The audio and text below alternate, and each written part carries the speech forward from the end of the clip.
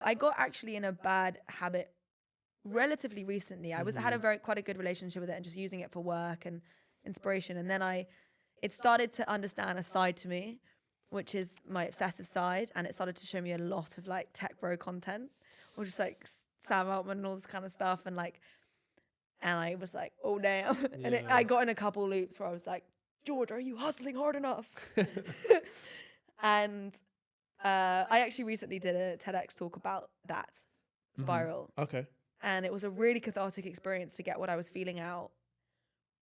And now I feel like I'm back on the road again with a healthy relationship with it and taking control of it a bit. And what's one thing that you would advise people to try get control of those endless habits of scrolling and looking for the next boost of dopamine? Because I found myself scrolling. I was exactly like you. Totally. I'm here for, Inspiration. Exactly, information, looking at other podcasts, blah, blah, blah. And then I end up watching someone clean their washing machine and just endlessly scrolling on that. It's crazy. Like, yeah. Well, there's some like practical tips. Like right now you can actually clear your algorithm on Instagram. You can like refresh it.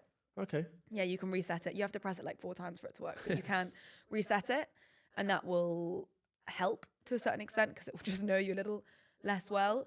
I personally found any of the devices where it's like it locks you out, but then you just click 5 more minutes. But I don't think any of the timers, I don't think any of those work that well. No, they don't. As with anything, it's like it's just one of those things. I think people like we're adults. We've just got to take this into our own hands and be disciplined about it. I mean, as with relationship with any pleasure, I would say that it's just, you got to find your limits. And that's just part of the adult experience. And there's an extent to which other people can help and support you with them. But like to a certain extent, you've just got to realize like anything that brings you up will bring you down. If you scroll, you will have a come down. You that period of anxiety that you feel after a scroll session is a very natural body reaction of homeostasis, responding to the increase of dopamine, and it now needs to go back to normal levels. And so just be aware that anytime you come up, you have to come down. I just think we need to keep telling ourselves that. Even if you're just in a good mood about something nice, chances are you'll come down after that. Yeah. And just remembering that life is those ebbs and flows. And so if you give some artificial highs, the lows are pretty fucked. Well, it's a universal law, right? The law of polarity. Yeah. And someone that I listen to often say that you should always remain at a state of enthuse, because enthuse is not... what is it? Enthuse, yeah. Like enthusiastic. Oh, cool. But you I didn't know that was a word. Yeah. Enthuse. I hope I'm saying that right. No, you are. Okay. I'm sure. I don't know. Either way, you're not on a constant high, you're not on a constant low. So if you're just balanced, you can never reach that high. And obviously, as a high, there's an opposite of a low, and as a low, there's a high, right? Yeah, but you also want to, I think you also want to live. Like, you want to feel the highs. Yeah.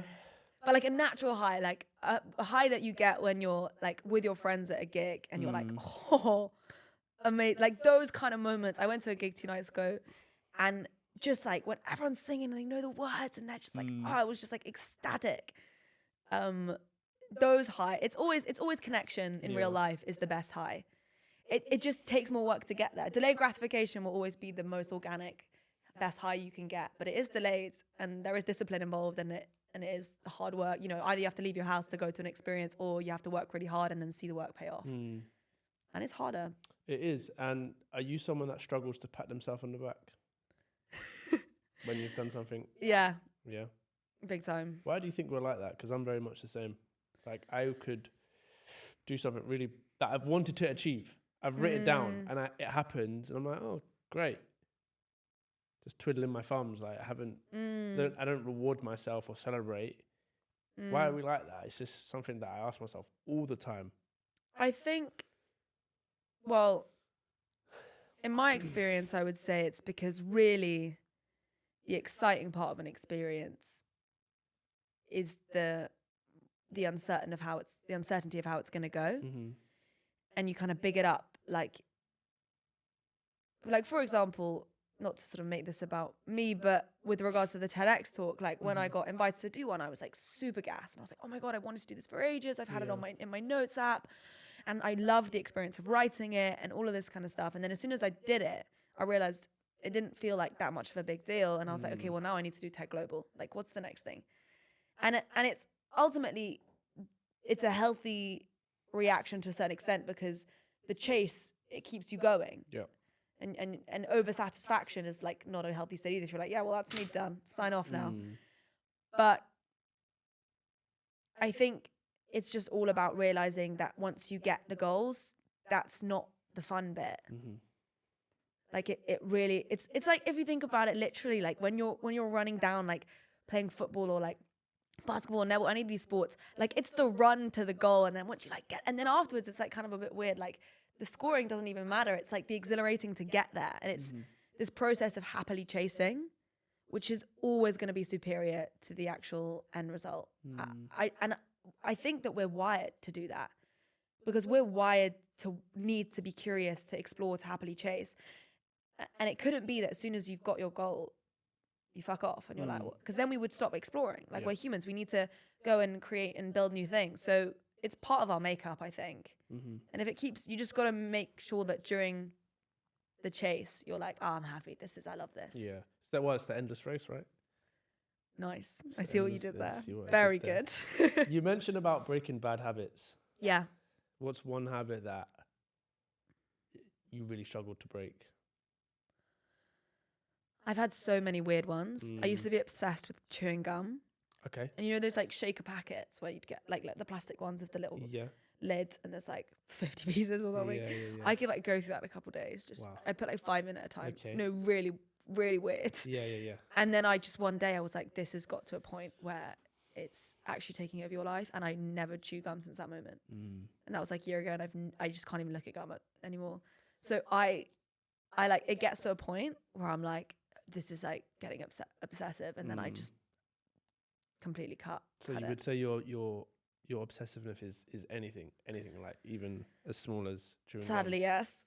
I struggle to be on the fence. I think I'd love to be on the fence about, I either really love something or I don't like it at all. I think being on the fence feels like quite a nice place to be. But I'm either one side or I'm the other. Yeah. But I'm working on that. But again, I had someone that owns Mind Station, and she works with people that have like ADHD and stuff. And they talk about Has been said. They talk about it being a bad thing, but being obsessive, in my eyes, when I had that conversation, it's not a bad thing. If you're someone that can sit down and be extremely productive in a business or going to the gym or setting up a business, why is that? Why are we now saying that that's a disorder and you're disabled or whatever you want to say? That's a good thing, right?